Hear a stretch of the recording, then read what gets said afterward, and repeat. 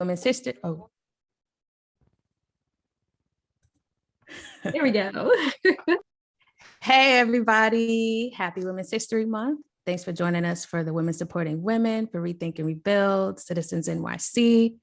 Before we kick things off, we're going to start with a video. It's going to highlight our special guest, Miss Kelly Vilar from the Staten Island Urban Center. And you'll get to find out why she got selected to be a New Yorker for New York, because she's doing great things in her community. So let's cue the video.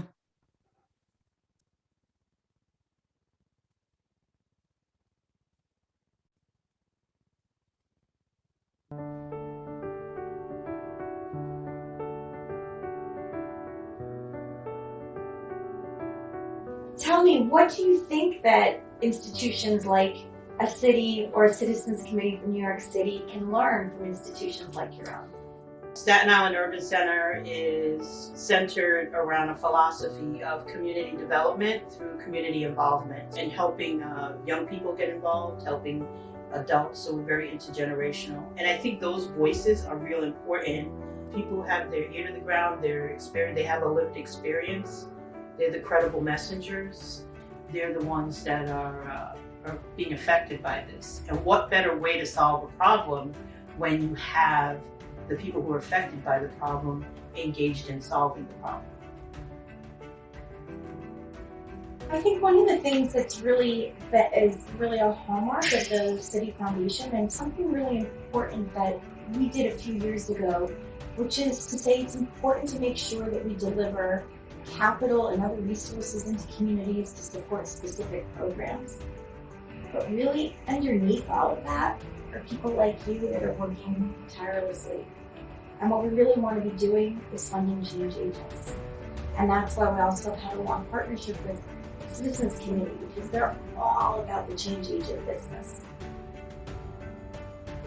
I'm excited about getting together with you and hearing as far as women's leadership. That's really, really important. So tell me a little bit about that. Yeah. So I would be remiss if I didn't say excited about the chance that I get to play a leadership role in the City Foundation. But even more exciting is that the foundation is the corporate philanthropic arm for the larger global bank. And we are the first global financial institution to have a woman as a CEO. It's actually been almost exactly a year since she was appointed CEO. We've been working for a long time on empowering women leaders throughout the company. I know that that's work that Citizens Committee has been focused on, is how do we continue to empower leaders of all kinds, men and women, diverse leaders. But your organization is really an anchor in this community. Being that anchor institution that's here, I hear you and really appreciate and just want to say thank you for being here to not just think about what are the immediate needs and the crisis points in the community, but really trying to understand how do we change the trajectory in the community. But if you really empower people and build a movement in the community, that's how you begin to really see that wide-scale change. What we want to be able to do is raise the consciousness of people, because it's about the buy-in. And that's how you make systemic change, is that you have to have buy-in from the community to change itself. So I'm a big believer in people. I believe that everybody has some power in them to do something and make it better. Staten Island would not be the same place without you. Oh, gosh, thanks so much. And I think we can all agree that New York City is better because of people like you. And so I'm very pleased to tell you that Citizens Committee is naming you a New Yorker for New York. Oh my gosh! Yeah, so wow! Really, you are a New York City hero through and Oh through. my Lord! Okay. And a real role model. So we want to say thank you and acknowledge you and celebrate everything that you do day in and day Oh out. my gosh! Thank you so much. Thank you.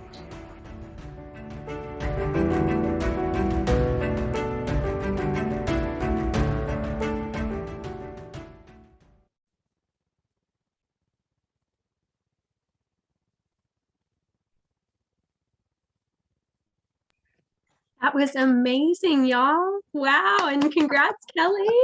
Thank you. Thank you so much. That was my camera shy self was just, I'm just beaming. I'm just so happy. It was a really great experience. And Brandy's just wonderful.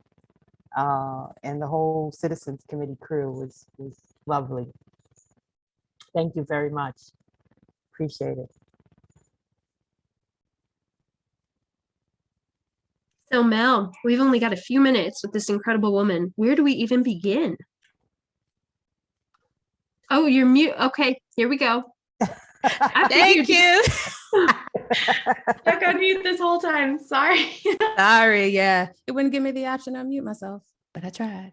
But wow, watching that video, Kelly, I was watching you and I just seen just this light just come over you. So it only just made me happy to kind of see you just kind of glistening. But something that you kind of mentioned, like within that video, you and Brandy spoke about was just having a superpower. And I feel like your superpower falls into like the Staten Island Urban Center. So can you talk a little bit about your superpower and, what you're doing for the community so people have more of an idea of what you do in your community? Sure. We are a very different type of organization. We're not your traditional, community-based organization. We're really made up of, neighbors and youth in the community and people who just want to help out, and get engaged. And our goal is to really lift the social consciousness of folk, to help people think more deeply about social justice, or even learn about what it is. You can only imagine how many people are just not aware of what they're not aware of. And it's really, really something that we think is real important for people to know about social justice, for people to understand, the needs of our environment, to learn about environmental justice, to learn about women's rights, to learn about food sovereignty. What do those things mean and how does that impact our community? And most of all, what can we do to change it? What can we do to make that better? And engaging people in understanding that, we want to lift the mindset of people so that we can all become engaged in solving problems in our community, and also celebrating, joy in our community together too. It's not just about, problems. It's also lifting up the stuff that works, and lifting up the things that make a big difference, a positive difference in our lives. So we're involved in, helping people understand that, helping people realize that, that they can affect change in a community, from, just working together to clean the street, clean the park, to learning how to, access City Hall, how do you get attention there, or how do you access that kind of stuff, and how do you influence, from making testimony to writing letters to meeting with elected officials to doing these things that help us advocate to make our community better from whatever angle, whether it be housing, whether it be our park, our school. We want to, help people get engaged and help people realize they have power.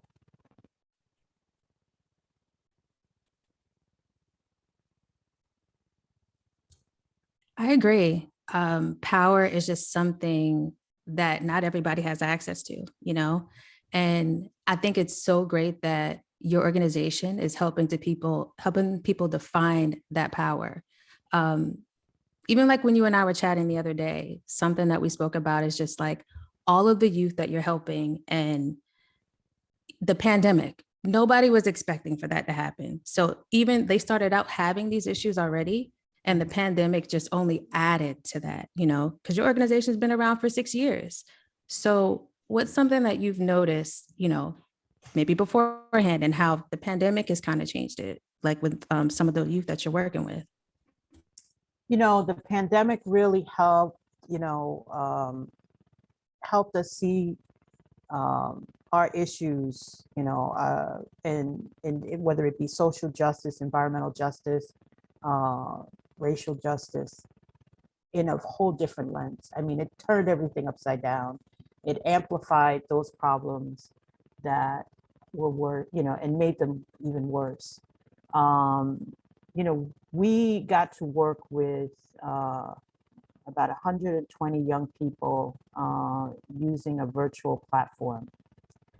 And it wasn't easy at first, but we got it down to a science. I think we got good at it.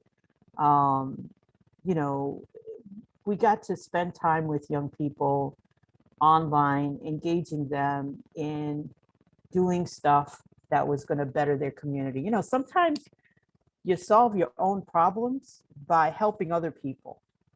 There's some power that happens to you when you become a community hero, or when you become a helper for somebody else. So we spent a lot of time with young people, in producing a lot of digital format, digital platforms for, newsletter. We did a blog, we did a radio show, we did live streaming, we did podcasting, and it was wonderful because it also gave young people an opportunity to voice their, to really give their voice to what was going on in their own world. So they were offering all kinds of commentary on social justice issues. And that was freeing for a lot of them. And then as we came out of the pandemic, one of the things that we found was that it was really, people, there was so many, people came out of the pandemic different. Nobody was the same, it was really, really, a real challenge for a lot of folks. We were, for the whole summer of 2020, we were online for the whole summer. And if you can imagine, and the whole school year, really, you can imagine, a young person, one of our young people, it wasn't just one, it was several, to just find the space to focus on a Zoom is difficult. Like a lot of people challenge young people, turn on your camera and that sort of stuff. And I understand that, but at the same time, you just never know on the other side of that camera. And we had young people who were taking their calls inside of a closet. How would we feel doing school inside of a closet for 10 months? What do you come out of that like? What your experience there, what was that like? And how do you come out of that? So young people came out of this pandemic, and adults too, but young people, they didn't have control over anything. An adult has some control over certain things, but a young person doesn't. And, there was a lot of mental health issues that resulted. So one of the things that we instituted here at the Urban Center was to bring mental health check-ins. So we had a mental health professional, and we still do it, meets with us on a regular basis. And it's not like, sitting with a psychiatrist or anything, but it's just kind of, hey, how's everybody doing? What's going on? And it's a little small group friendly chat that we institute to make sure, just to touch base and just to let young people know, hey, you've got somebody here. We got your back. We spent that pandemic doing things that we never did before. We were a community organizing, organization. We were an organization that did, like food pantry work and, giving out, emergency groceries and food supplies and PPE. just doing all these things that that wasn't part of our thing, and it had to become that because we were the only lifeline for some people to be able to get access to fresh food. So the pandemic turned everything around, but I think that we came out stronger because what are we doing now? Mental health is a very rich part of our work. Never even thought about doing mental health before the pandemic. But now it's a rich part of our work. We have on staff a mental health professional that's in our midst all the time. We are also have what we call mandatory mental health activities. So we'll do things like yoga, or we'll have a staff and volunteer drumming circle, or we'll do art. Hey, let's collage today.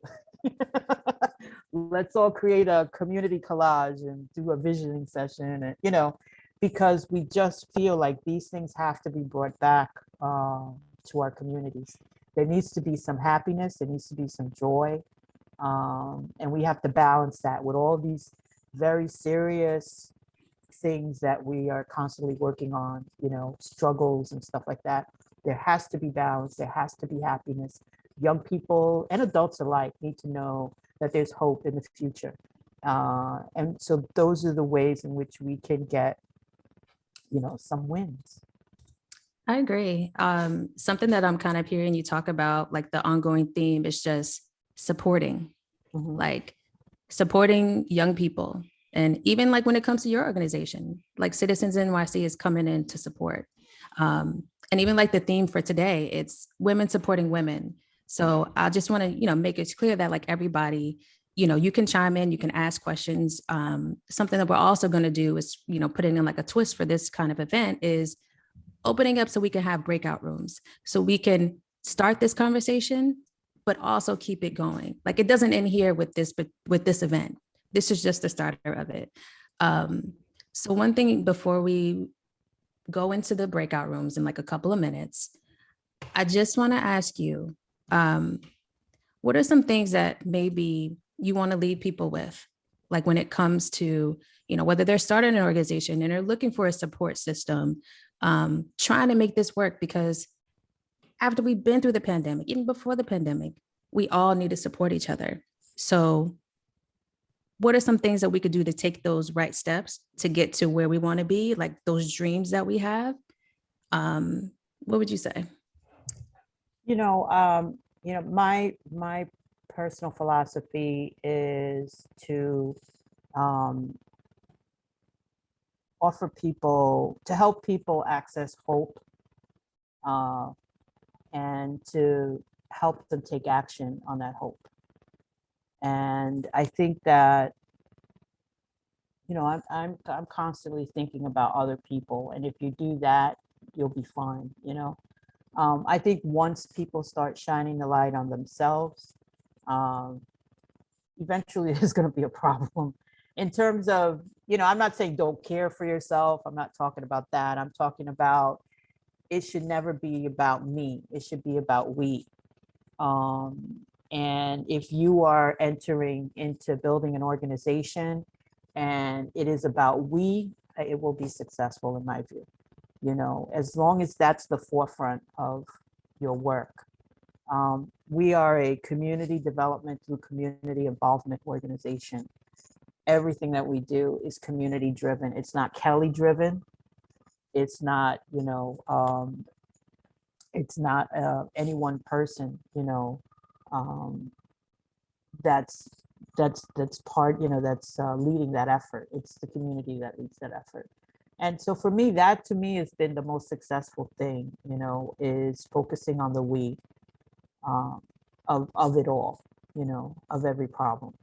And also sharing, understand that there is abundance in life. Maybe we're not recipients of it quite yet, but there's abundance in this world.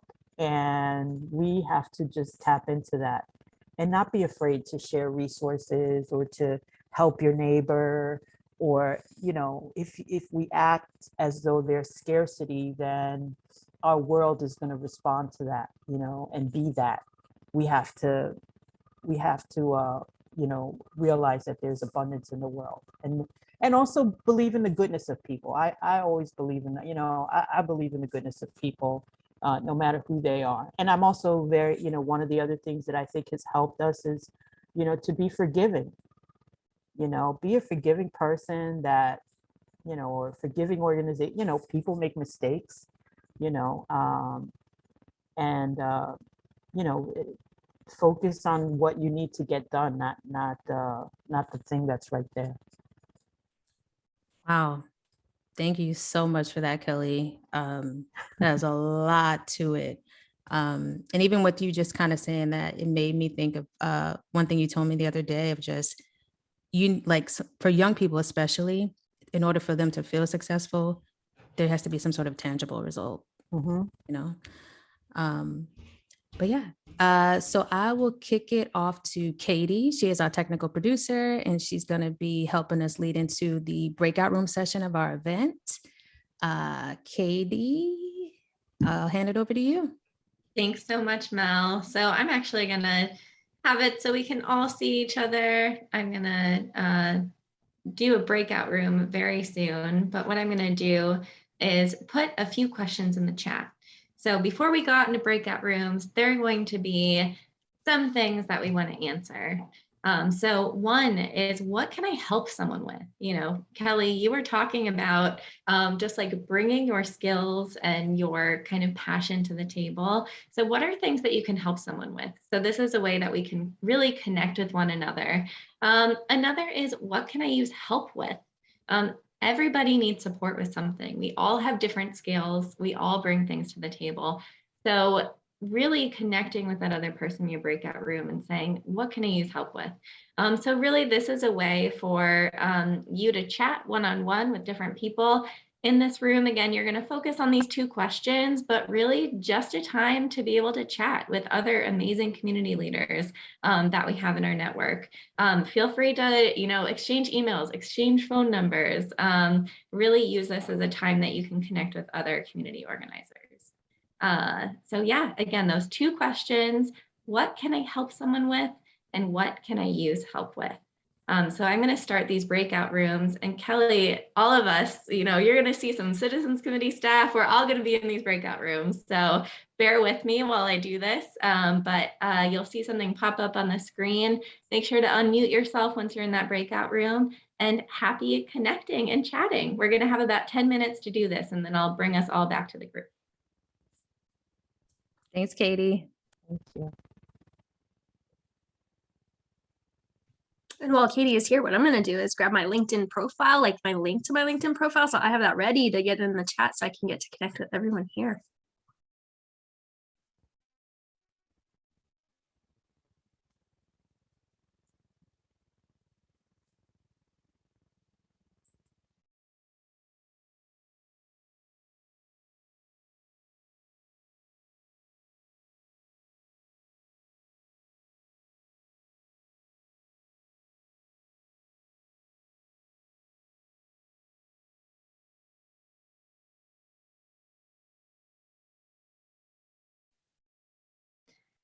So again, you'll see something pop up on screen. So all you do is you join that breakout room. I'm going to go to some different rooms, but does anybody need help? I see Tamika and an iPhone. So let me know if you need help, but otherwise I'm going to go into different rooms.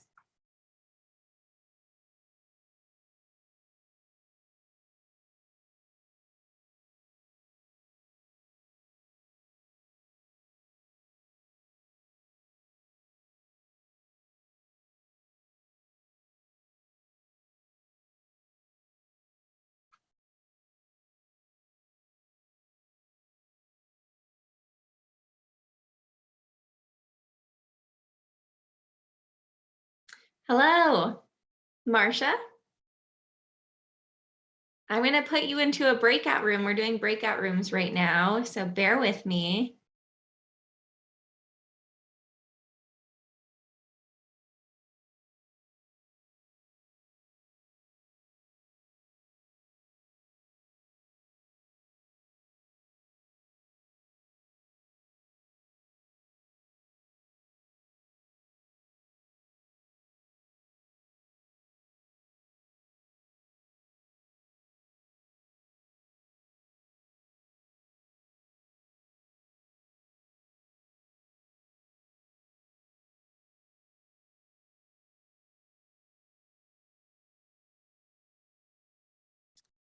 Oh, can you not hear anything, Marcia?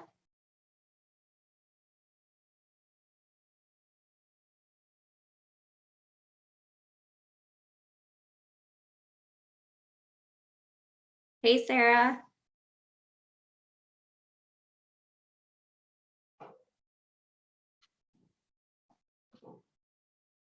Hmm.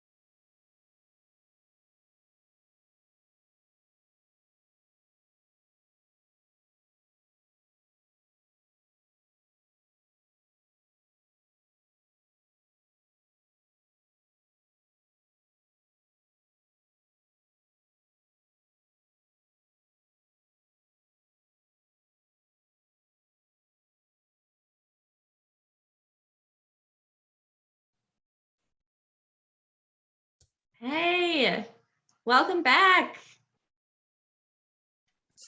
That was amazing. Thank you so much. Yes. Yeah, I was hopping between rooms. I'm sorry. I know one room had a question for me and this time just flew by. So definitely we're going to hope to host much more of these types of programs where we can do breakout rooms and we can all connect with one another. If you haven't had the time to share contact information and want to, please do that now. You can do it in the chat. You can direct message somebody. We're going to go a little bit longer than planned. Originally, we were like 12:45. If you need to hop off, we totally understand. But we'd love to kind of hear some of the experiences that people had in their breakout rooms. And then we're going to wrap up by like 12:50 at the latest. So again, if you need to hop off, please feel free to do so whenever you need to. But I was just in a room with some of my colleagues and Jen from Adaptive Design. So Jen, I'm actually going to call you out and ask you to share a little bit about what you shared with us.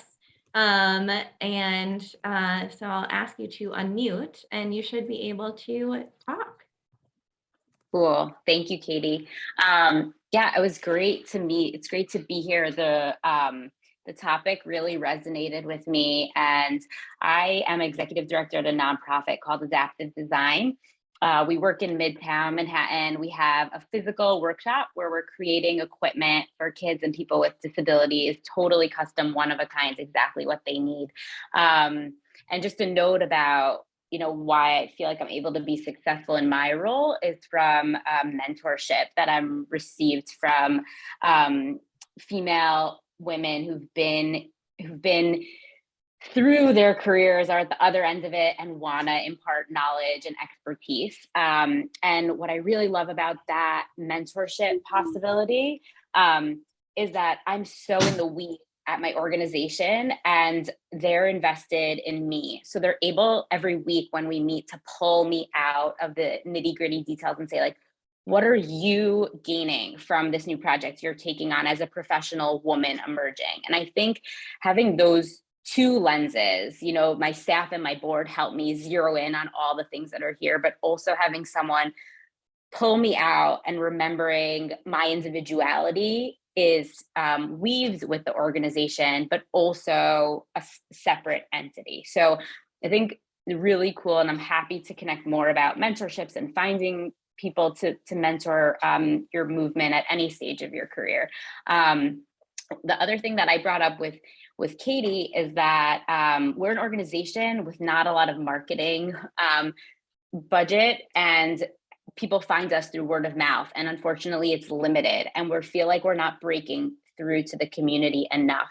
And so we were trying to imagine ideas or what role sort of the Citizens Committee could play in giving nonprofits like ours an opportunity to amplify the work of community leaders. So being able to connect with people who can come to a trusted environment, don't have to do that vetting because the Citizens Committee is matchmaking. And we'd love to be able to connect with any community leaders who see this need in their community, for kids who have disabilities that are on the sideline because they don't have the right piece of equipment to participate fully. So I'm gonna drop my email and my LinkedIn in the chat. I'm really grateful for this opportunity, and I hope to have an opportunity to connect with more of you all moving forward. So thanks for hosting. Thank you so much, Jen. I think I thought I removed you from the spotlight, but now you're still on the big screen. So I apologize for that. You know, tech, still getting used to this tech role. Okay. So bear with me, everybody. But thank you so much for sharing that. And another kind of thing that I noticed as I was going into different breakout rooms was there was a lot of good discussion about what people could bring to the table, but also what people might need help with. So Jen, that was a great example of things that your organization can bring to other organizations, community groups, and really such a good connection. Does anybody else want to share kind of what you talked about in your breakout room, either some way that you may be able to support other community members, but also I'd love to hear, like, what do people need support with, or what are they really stuck with? And you can either, there's like a reaction button at the very bottom of your screen. It looks like a smiley face. You can click on that reaction and just hit raise hand if you want me to unmute you, and I can put you in the spotlight. Oh, I see D. All right, D, I'm going to spotlight you, and I'm going to ask you to unmute. Okay, I'm going to keep this short. Actually, I'm trying to speak for Mrs. Ali, who is in our group with Charlene, because I think Mrs. Ali is working on some employment-related important opportunity to get a young man get employment opportunity. So I'm speaking up for her. I think I hear a similar concern or need for marketing, as Jen mentioned. Mrs. Ali we are phenomenal women who are past grantee, received 2 grants from us, and they were supporting women for providing resources before the pandemic and during the pandemic, providing really essential services and materials and supplies. So I think they were mentioning that there is a need for marketing needs, and like with like smaller budget and also not knowing like who to contact. So I think there seems to be this pattern or this common thread that people are needing from the network that we support. So I just really wanted to share that. And also a good point that Shardeen brought up in our group is that a lot of the community leaders, we are really resilient and really trying to like keep the force going, keep the momentum going, but self-care is important. It's really good that you pause and ask yourself, what do we actually need? I had that trouble answering that question when I started a conversation in my group. So please do take care of yourself. Self-care is really important, and take the time to check in with your other peers to make sure that they're also taking care of themselves. Awesome. So important, self-care. Kelly, I see your hand is raised, so I'm actually going to go to you. I'm going to spotlight you and ask you to unmute. Hey guys, thank you so much, Katie.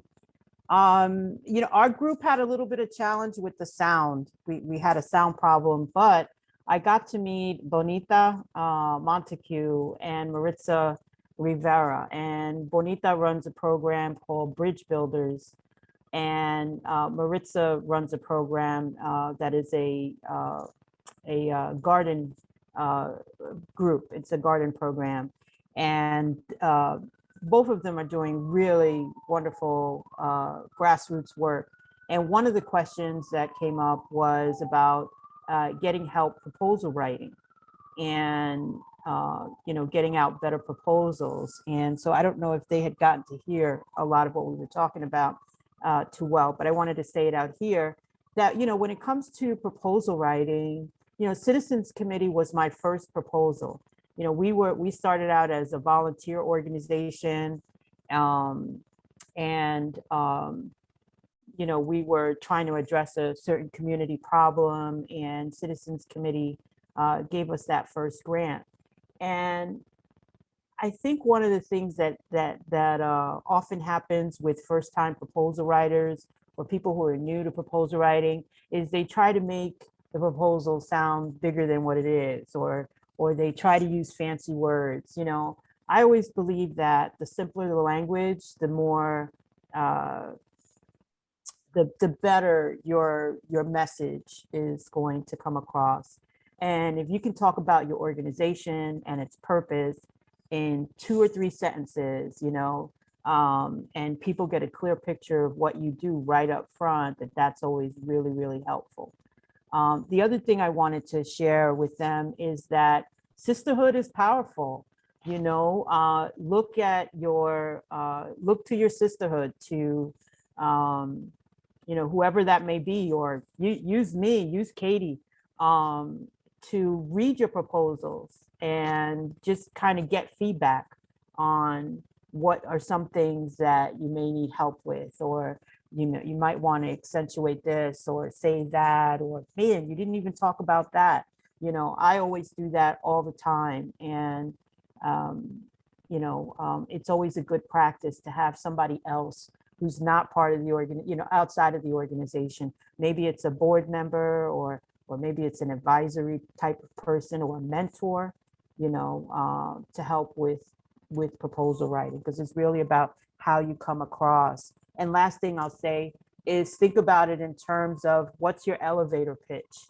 If imagine yourself stuck in an elevator for 3 minutes, going from one floor to the next, and it's just you and this, phenomenal philanthropist, and you're in that elevator by yourself with that philanthropist, nothing else to do but talk to them for 2 minutes. What would you say? And you got to think of your proposals that way. So just wanted my love that, Kelly. Just have to jump in and go, I love that, Kelly. That is so good. I think all of Citizens NYC staff is going, yes, everything she just said is it. Thank you. Exactly. And Kelly, I'm so glad you brought up, with Citizens Committee, we're a funder, but we also like to bring community together through events like this. And so part of what Kelly said is we're not looking for professional grants. We are not looking for professional grant writers. We just want to see the passion. We want to know the heart of your project and the amazing work that you're doing in your community. We recognize a lot of the community groups are volunteers. So you have enough on your plate. We're not looking for you to dot all your I's and cross your T's and make it perfect. So just explain the work that you're doing. So something that Dee, my colleague Dee, put in the chat is some toolkits that we have on our website. And those are so helpful. Kelly mentioned an elevator pitch. We talk about that in some of the toolkits, and that is such a great way to practice being able to describe the work that you're doing. Because not only is that important for grants and getting funds, but also getting people power, getting people involved in your project, engaged, volunteering. So such a good practice to do, even if you're not applying for grants all the time. So it's 12:49. I could talk to you all day. So this has been so fun. Leslie, I see your hand raised. I'm so sorry. So let's close it out with Leslie, if that sounds good. I'm going to bring you to the table. And just so you all know, I know you all know I'm part of Citizens Committee, but I am one of the program directors at Citizens Committee, and Leslie is my co-director. So Leslie, I'm going to spotlight you. So take it away. So this has really been time well spent. And my room was full of sister queens from Queens, right? And my sisters from Queens are helping some of the most marginalized people in our community, the developmentally disabled and women of color who are experiencing some form of domestic violence or something like that. And interestingly enough, those groups, what is needed most are resources and representation, right? So R squared, resources and representation. And what they need help with is funding, but they also need help from elected officials to show up. So when they are invited to things that the community are having, they are looking for their electeds to show up and to support, not just with money, but with your presence. And so, you know, we are happy to help amplify those requests and the voices of these marvelous and amazing community of sisters and queens who are doing this work. So there you have it. Amazing. Thank you so much, Leslie. And I think that's just such a good way to kind of wrap up this programming. Again, even though I wish this conversation could keep going, we do have this the third Thursday of every month. And so if you want to join us again in April, you know, be on the lookout. We send a newsletter every month with information, but we also post it on our social media pages. So be on the lookout so you can come back, join some amazing people. Hopefully we see familiar faces from this group, but you know, we'll have some new faces too. So that is it from me. Melanie, do you want to take us home? Yeah, one quick thing too, just because I just see everyone putting like all of their contact information in there, like so we can like continue the conversation. I don't want that to get lost. So there's a link that we can put in the chat, right, Katie? Yeah, so our registration page. So if you haven't registered, make sure that you sign up on our registration page, and we're going to do a follow-up email and send some of these awesome things. We're going to send a recording of this video and we're going to link it on our YouTube page, but we can also share some of this contact information as well. So make sure copy and paste this registration link so that we can make sure to get this information to you. Yep. So it's right above Miss Ali, her comment. So just make sure you grab that. And also, you know, as we've talked about throughout this whole event, is just that citizens can't do this without like, you know, other people supporting us. Like support comes from all angles. So we definitely got to make sure that we highlight Mollie Parnis Livingston Foundation, Wells Fargo, Booth Ferris Foundation, TD Bank, National Grid Foundation.